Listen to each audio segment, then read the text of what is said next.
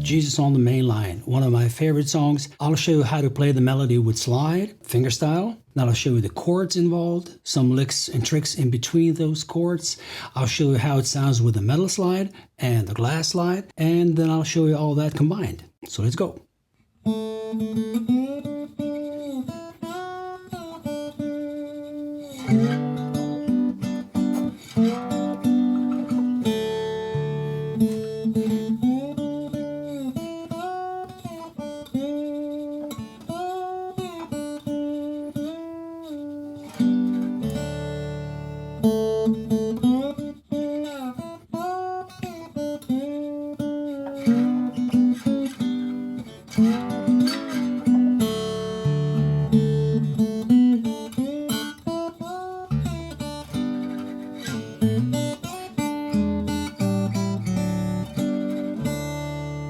So see, I've already combined chord playing, some of the open strings, and the slide melody. That's because I'm mostly a solo player. So I always have to play some kind of backup to myself to make the groove going. And also, I always like to have an anchor for my intonation, because if I want to play this note on the 4th fret, let's say. Okay, now I still remember where the intonation was, but if I just wanted to play the melody itself and don't play any of the bass notes, well, I wouldn't be lost, but it'd be a little bit difficult. So what I'm always using is kind of, either I'm playing a bass note a little before the melody, or right after I've played a lick or part of the melody, like that, or so I know where I am. So let me explain you how I play the melody. The first note was open 2nd string. So I glided to the 5th fret, from the 2nd to the 5th fret, so. And then I play the rest on the 1st string, 4th, 2nd, and open. Or the difference is, if I play the open string, I can't do anything else with it.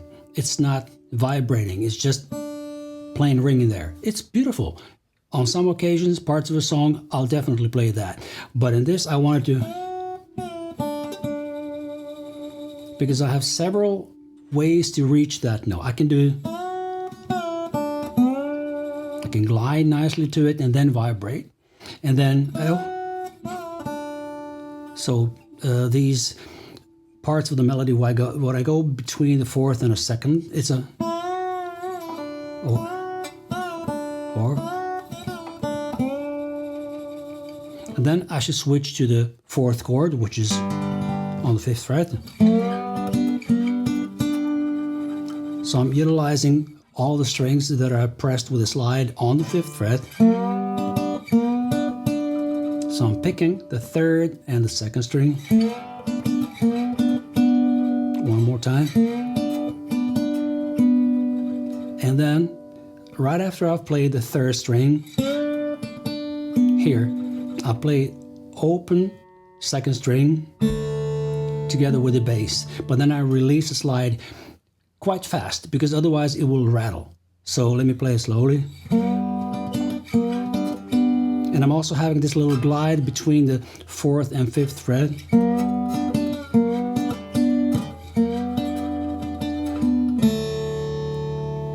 Then back to the melody.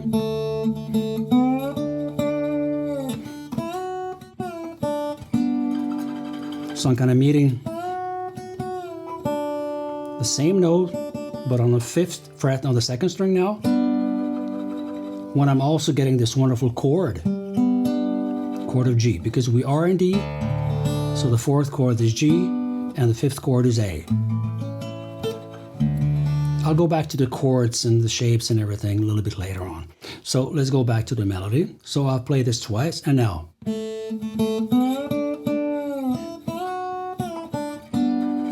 And now I'd need, let's say if I would play just the backup, I would need this B minor here.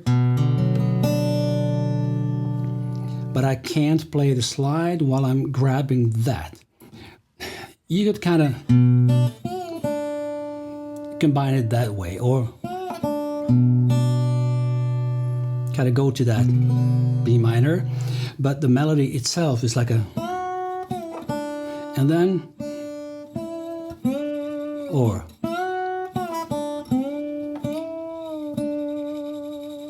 So what these notes on the second string are giving us is this great opportunity to glide from the note to the note, from above, or all the way from, and then vibrate it nicely. So let's go through the whole melody one more time, and I'll try not to play too many chords and strings behind that. So.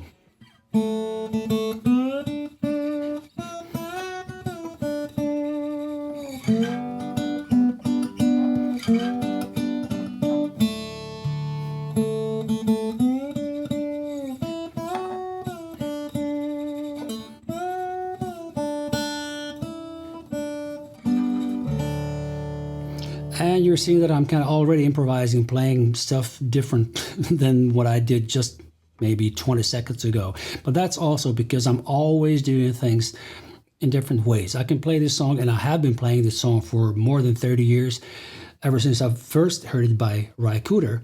But later on, I've heard other players do it, and, you know, my own kind of version evolved from all those together. But it's most resembled to Ry Cooder's because his chord changes and all the things that he did were so inspiring. That comes from Joseph Spence stuff and all that. So all those chord changes are extremely inspiring here. Let me play you the fretted melody. In that, I usually utilize some thirds, which come from, let's say, playing, if we think scales, the scale in open D tuning is. But then if we combine that with the notes on the third string, then we have two different kind of fingering shapes. And I remember all this only visually. I don't know what notes are called. I don't really think about that. So it's on the first and the third string, open are always on the same fret, right? And then on the 5th, 7th, and then 12th fret. Everything in between is fretted like this. So it's a 2nd fret on the first string, 1st on the 3rd. So, and then we just move that 2 frets up, then same fret, then the same shape, and slow again.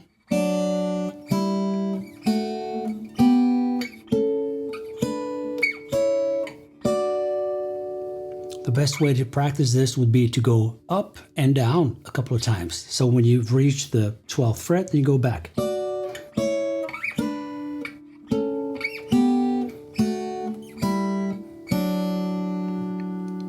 Do it like 10 times, it'll be great.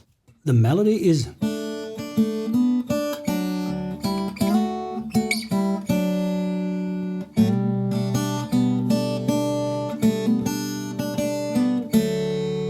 so I'm already throwing in some chords and open strings on the basses and all that, because it's just impossible for me to play it, just a plain melody, just fingered. It's then I have the slide, I can play that way. So I combine the second grip that I do, which is the 5th chord, the chord of G on the 5th fret here. But I have this shape. Then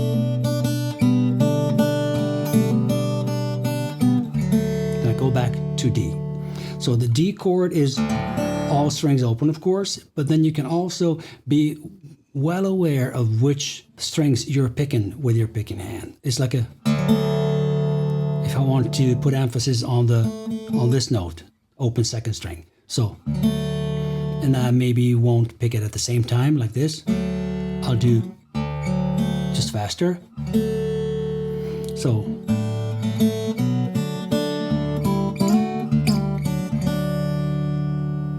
So I utilized the octaves as well, because in open D tuning you have D on the 1st string, then lower octave on the 4th string, which is also D, and then the lowest D on the 6th string.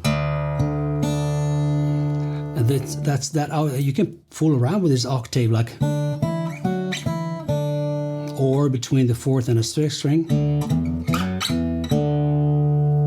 So in the melody of Jesus on the Main Line, it was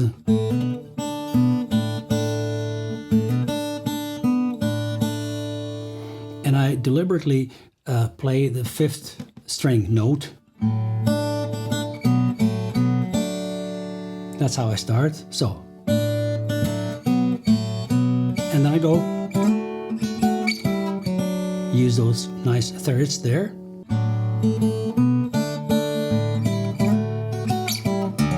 And then I meet it with a big bass here. So that's the beginning of the melody, played without the slide.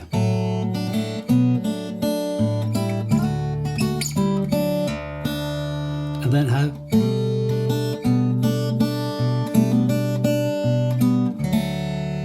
so I'm grabbing the G chord here, second fret on the fifth string, first on the third, and I have this hammer on the second fret of the second string.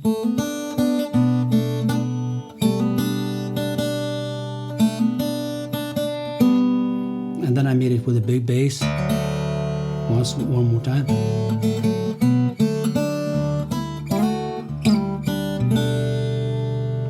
So I play this a little bit dissonant, the second string here, but it sounds beautiful together. And then I go to this shape, go back, or, and then chord of A, and then D, G, D. So let's get back to this, what was happening here. So the chord of A is grabbed like this. Second fret on the fourth string, first on the third, open second string, and then the first string is fretted on the second fret. So this is a seventh chord. And in the whole melody is like a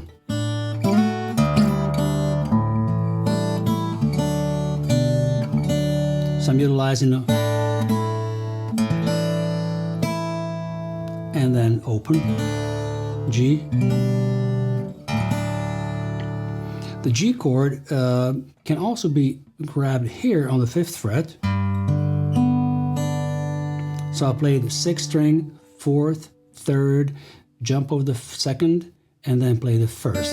But then if you want to play all strings, it sounds really nicely dissonant here. And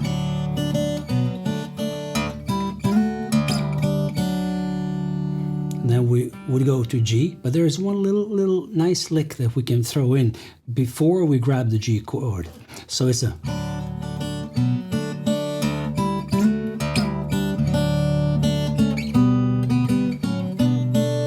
so what I grabbed here was and fourth fret on the second string, third on the third, and then go back to G. So this is a gimmick here, so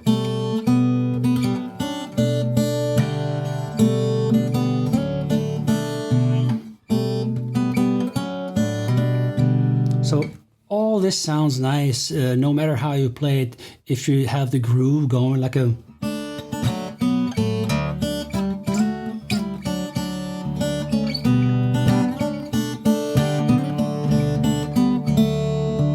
as long as you follow the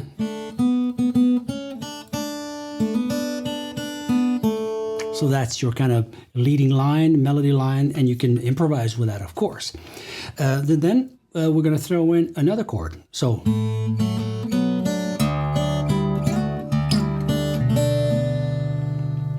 this is B minor, but grabbed on the second frets of the second and the fifth string, but using the first open string. So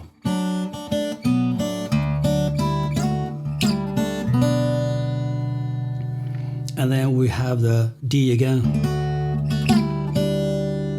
And then we have the E7. And then, well, actually it's not 7. It's just the E chord, which is on the second fret, by the way.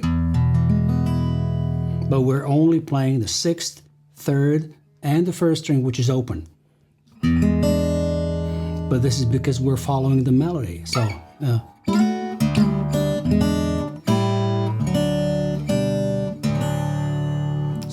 let me play everything just slowly so you can see how this is all kind of hanging together. So.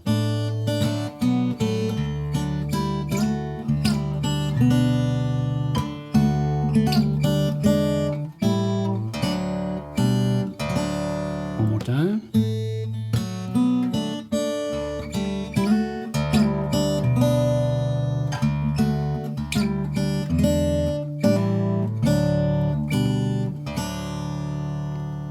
You see, I've already played it different the second time because you can add some things which are just kind of small jewels on top of what you're playing, but don't overdo it. Do it maybe once and then don't do the same thing several times in a row because it's going to get boring.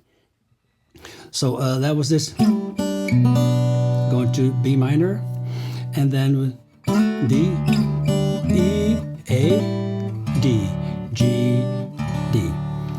Now we can start combining these playing slided notes and notes fretted and the chords and all that together. So instead of playing, I could maybe play.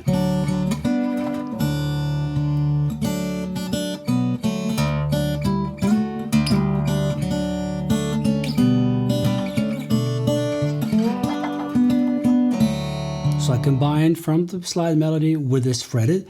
So.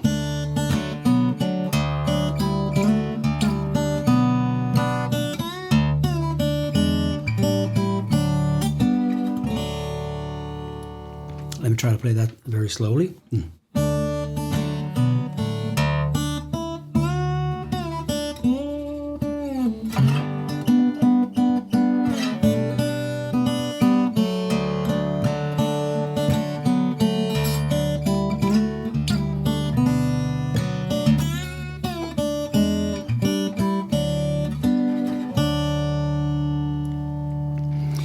Now, there's a nice way to go in between chords. Let's say from D to G.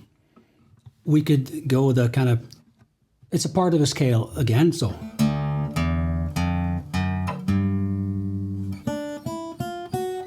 From D to G, but we can also accompany that with a nice third on the third string. So.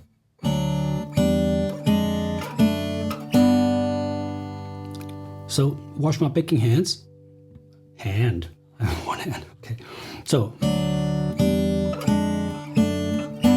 I'm only playing 6th, 3rd, and the 1st string. Pinching them together. And then I'll be adding a kind of part of a diminished chord, but actually not playing it, but I will follow the bass line that I've heard. I think Raikudu was the first I've heard it from. It goes.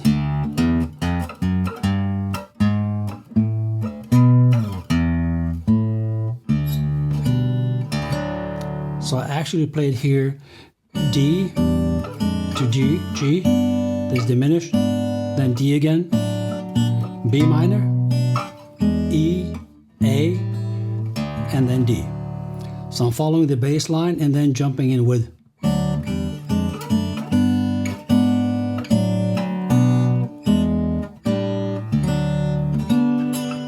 Oh, I missed that one. That was good. So where would I put this? Jesus on the main line, tell him what you want. You better call him up and tell him what you want. Tell him what you want. You better call him up and tell him what you want. So I'm always recommended to be well aware of what your picking hand is doing, because that's what I've learned by watching the great masters, that they have a deathly control over the picking hand.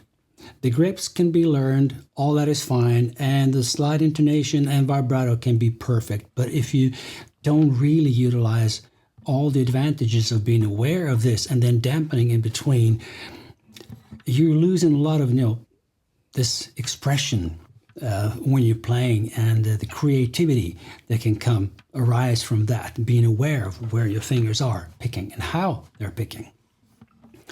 Yeah, so I've showed you all combined, and now I'll just play everything once.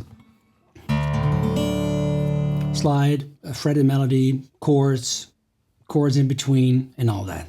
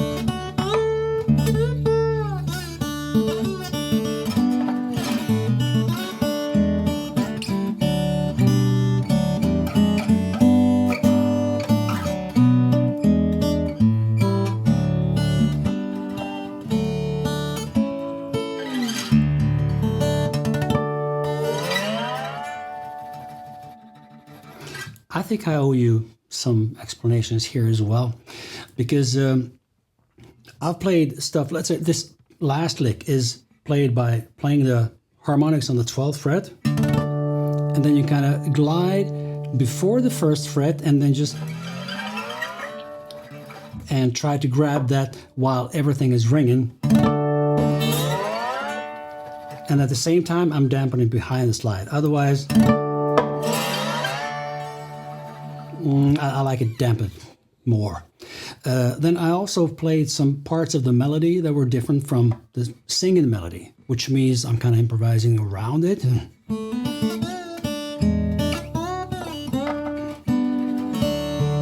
So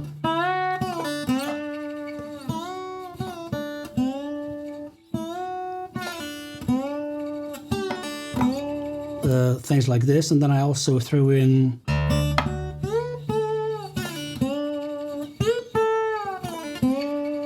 so this is between the 9th and the 7th fret, which would correspond to do, do, do, do, do.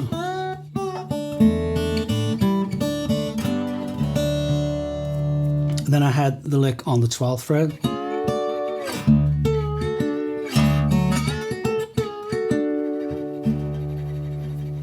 So everything is on 12th fret as the bass, and then I'm fooling around.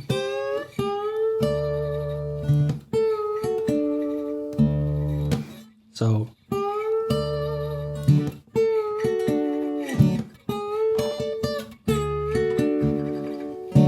if you're listening to the kind of rhythm groove, it's like a two tap, was it bass, chord, bass, chord. But some of the notes I'm kind of jumping over in order to play a phrase with a slide. This will be kind of chord.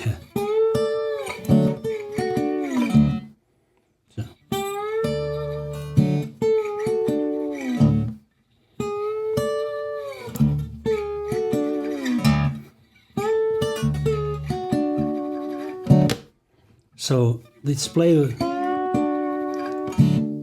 and I'm playing open strings, but then I'm dampening them right away. So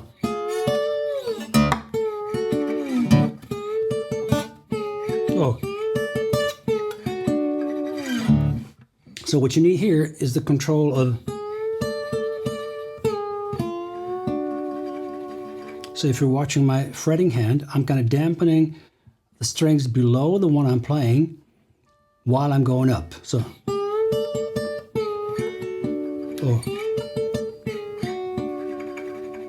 so I'm dampening the first, the second string, and then I'm playing these two on the 12th fret.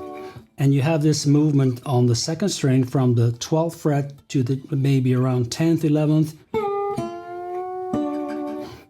downwards and then up to the 12th fret on the 3rd string, and then the note on the 4th string, 12th fret.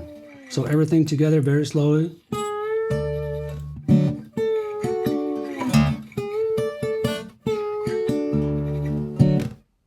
Then I would jump down to the 5th fret.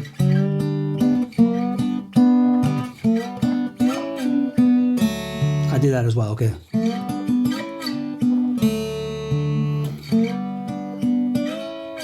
So I'm moving the 2nd and the 3rd string notes with slide.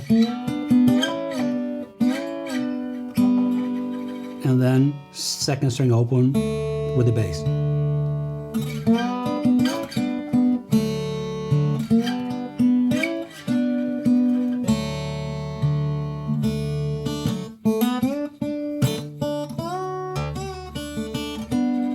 See, these syncopations, these kind of notes that you don't really play on the 1, 2, 3, 4, but somewhere in between, that's what makes it sing and jump nicely if you're keeping the main groove going. So,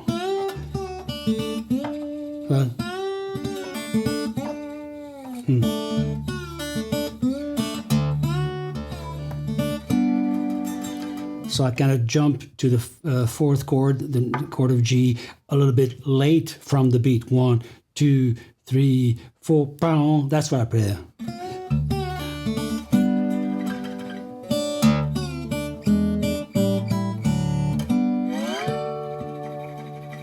Bonus, bonus, bonus. I forgot to show you how to play this with the slide made out of metal. So it's either glass or metal. There are, of course, slides which are both done, made in metal and glass, combined in different ways, of course. But I'm playing either this one out of metal and this very, very thick glass slide. So I've played the whole video with a glass slide. Let me just play a melody and a couple of runs with the metal slide. And there are reasons where I would choose the glass over metal and vice versa, because if I'm about to play mostly single string runs or nice melodies and all that, I think I would prefer to play with the glass slide, because it's really nice, gliding nicely, and it's kind of quieter than, especially in recording situations. Now, don't remind me of great blues players from the 20s and 30s that recorded with knives and recorded with, you know, chopped off wine bottlenecks and all that. Yeah, of course. But nowadays the recording equipment is, you know, much, much better. And it's kind of, there are some small tricks and things you need to utilize in order to get your sound from the strings. And the guitars are different today, strings are different. So let's just not go into that rabbit hole. So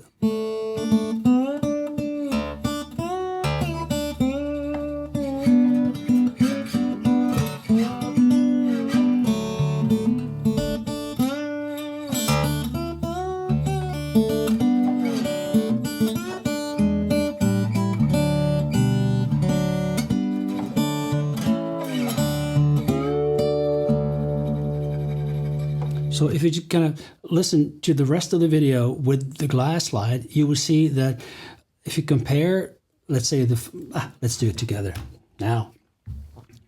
Chord shapes with a glass slide.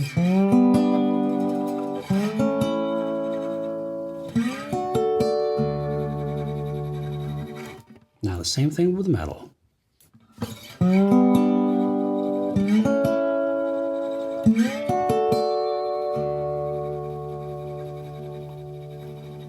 You will hear the sound is fuller, there is more volume to it, and kind of sometimes I almost feel that playing with the metal is going to be quieter than with slide.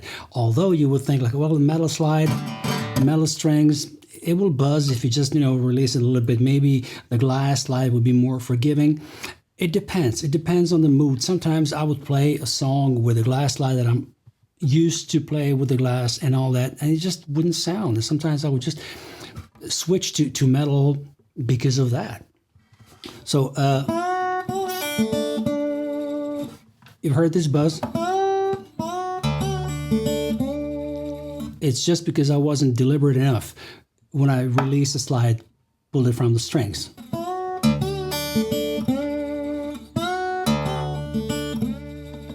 And there's also this thing that I'm keeping the dampening finger behind the slide, so I really, really release it together.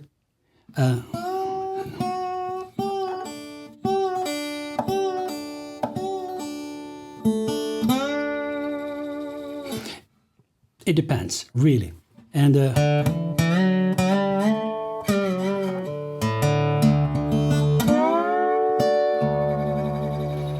right now, at the moment of recording this video, playing through this equipment and all that, this sounds amazing. And of course, let's do one more little test or comparison. If I would play this melody with the glass and then with metal, you be the judge. What's more beautiful?